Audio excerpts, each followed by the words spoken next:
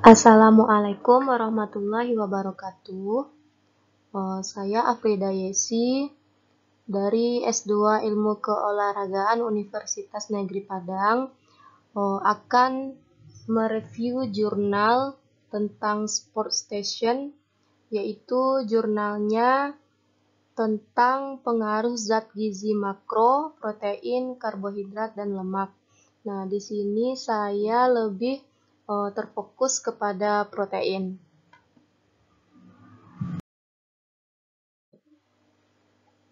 Jurnal yang pertama yang akan saya review yaitu yang berjudul International Society of Support Nutrition Position Stand Protein and Exercise. Tujuan dari penelitian ini adalah untuk mengetahui efek asupan protein pada kinerja olahraga berfokus pada asupan protein tambahan. Untuk metode penelitiannya, stimulus latihan akut, khususnya latihan resistensi dan konsumsi protein merangsang sintesis protein otot atau MPS, dan sinergis ketika konsumsi protein terjadi sebelum atau sesudah latihan resistensi. Faktor penyebab: asupan protein makanan untuk kepentingan atlet dan individu yang berpikiran kebugaran. Stand posisi yang diperbarui ini mencakup informasi baru dan membahas kategori protein makanan paling penting yang mempengaruhi individu yang aktif secara fisik di seluruh domain seperti kinerja olahraga, komposisi tubuh, waktu protein, asupan yang direkomendasikan, sumber dan kualitas protein, dan metode persiapan berbagai protein. Untuk lingkungan, posisi, dan umur, penelitian yang menyelidiki efek dari periode yang lama, 1 minggu atau lebih, dari manipulasi protein diet pada kinerja daya tahan, pengaruh diet isoenergik, tinggi protein atau sedang, karbohidrat 3,3 dan 5,9 gram, protein dan karbohidrat per kilogram berat badan per hari, dengan pola makan yang lebih khas dan atlet ketahanan masing-masing 1,3 dan 7,9 gram protein dan karbohidrat per kilogram berat badan per hari. Pada pengendara sepeda yang dilatih daya tahan, pengendara sepeda terlatih menelan setiap diet selama 7 hari secara acak. Dengan cara saling silang, sebelum dan setelah intervensi diet 7 hari, uji coba ketahanan bersepeda mandiri dilakukan sebagai ukuran utama kinerja olahraga.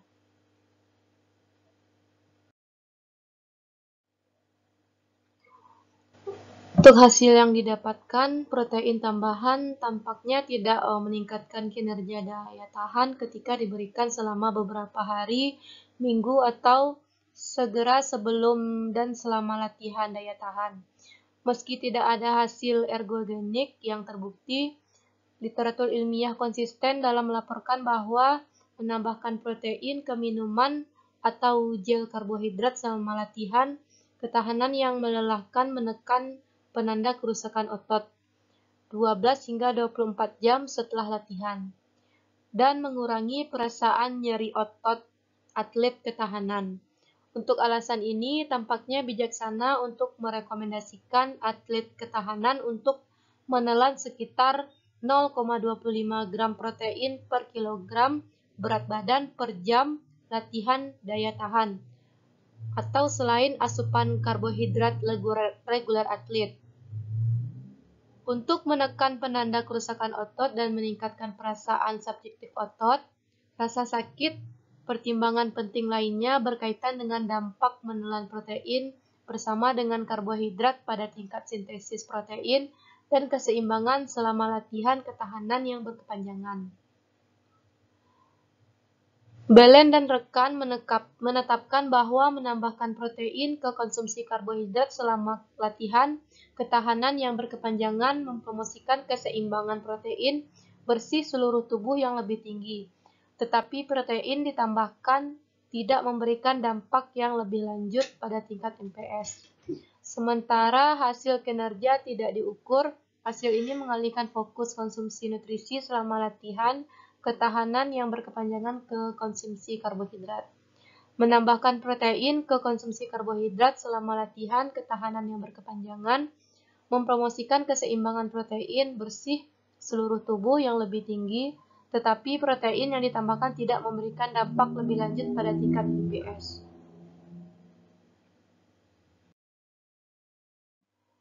Untuk jurnal yang kedua, yaitu Protein Supplement and Relation with Nutrition, Microbiota Composition and Health. Is more protein always better for sport people? Tujuan dari penelitian ini yaitu untuk mengetahui dampak dari produk dan diet berprotein tinggi pada nutrisi dan kesehatan, pada olahragawan dan pada konsumen yang tidak banyak bergerak. Faktor penyebabnya, nutrisi olahraga sebagian besar difokuskan pada peningkatan kinerja atletik. Dampak suplemen makanan ini terhadap kesehatan olahragawan, rekreasional, dan pengguna gaya hidup harus dipertimbangkan dengan cermat.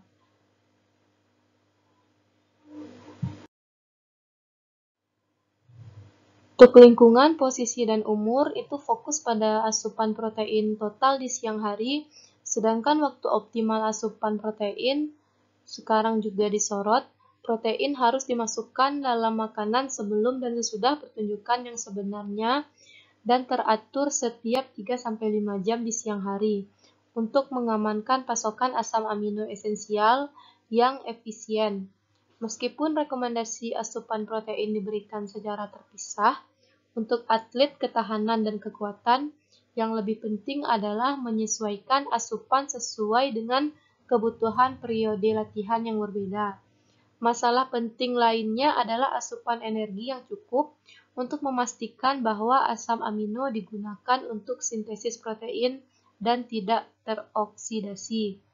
Penting untuk mempertimbangkan fakta bahwa manipulasi asupan protein dan lemak makanan mungkin memiliki dampak yang lebih tinggi daripada karbohidrat dalam mengoptimalkan berat badan dan komposisi tubuh pada atlet, tetapi efek ini dapat berbeda sesuai dengan variasi genetik. Untuk hasil, dampak fisiologis dari diet protein tinggi dapat menjadi objek rekomendasi yang dipersonalisasi dalam waktu dekat. Bagaimanapun, ketika diet tinggi protein direkomendasikan, perhatian khusus harus diberikan pada asal protein ini dan kualitas makanan secara keseluruhan. Konsumsi makanan ultraproses telah dikaitkan dengan prevalensi beberapa penyakit yang lebih tinggi, mungkin karena tingginya kandungan lemak nabati olahan, gula, garam, dan pemanis buatan di antara komponen lainnya. Ketika datang ke suplemen protein dan asam amino, komponen lain yang ada dalam produk ini dapat menyebabkan efek buruk selama konsumsi jangka panjang. Dan gaya hidup olahragawan rekreasi mungkin lebih rentan daripada atlet. Untuk jurnal yang ketiga yaitu Dietary Protein Recruitment and Adaptive Advantage in Athlete. Tujuan dari penelitian ini adalah untuk menganalisis secara kritis bukti dari studi berbasis protein, diet akut dan kronis, di mana kinerja atlet atau korelasinya telah diukur. Upaya akan dilakukan untuk membedakan antara kebutuhan protein yang ditetapkan oleh data dari studi keseimbangan nitrogen dan keuntungan adaptif potensial untuk atlet protein diet yang melebihi RDA. Metode penelitiannya, protein diberikan kepada subjek pasca olahraga sebagai suplemen. Tampaknya setuju dengan pernyataan umum bahwa waktu konsumsi protein pasca olahraga dapat menjadi penentu massa otot dan keuntungan kekuatan. Meskipun penelitian akut menunjukkan bahwa otot sensitif terhadap pemberian nutrisi, terutama asam amino hingga 3 jam setelah latihan ketahanan. Faktor penyebab, perbedaan atlet memiliki kebutuhan protein makanan yang tinggi atau tidak, kebutuhan atau persyaratan untuk protein makanan oleh keseimbangan nitrogen tubuh, dan apakah atlet dapat memperoleh manfaat dari protein makanan tambahan. Untuk lingkungan, posisi, dan umur, itu atlet mengkonsumsi protein yang cukup 1,2 sampai 1,4 gram protein per kilogram per day, dan energi untuk memenuhi kebutuhan setelah program pelatihan ketahanan berat yang berlangsung selama 12 minggu. Untuk hasil yang didapatkan, protein harus dikonsumsi lebih awal selama fase pemulihan pasca olahraga, yaitu 2 jam setelah latihan. Kualitas protein juga tampaknya penting dalam memaksimalkan pertambahan protein otot, sehingga atlet sebaiknya terfokus pada sumber protein berkualitas tinggi seperti susu, telur, dan daging tanpa lemak. Ketika atlet merasa tidak nyaman untuk mengkonsumsi sumber protein tersebut, maka sumber protein portabel, terutama suplemen protein, itu menawarkan alternatif yang praktis. Kandungan suplemen protein ini harus diteliti dengan cermat oleh atlet untuk kualitasnya. Namun, karena protein batangan dan minuman sangat heterogen dalam hal komposisinya, dosis protein berkualitas tinggi yang tampaknya secara maksimal merangsang sintesis protein semua otot mendekati 20-25 gram. Di atas itu, sintesis protein tidak dirangsang tambahan, tetapi peningkatan oksidasi dan asam amino dapat terjadi. Demikianlah review jurnal internasional tentang pengaruh zat gizi makroprotein terhadap performa atlet.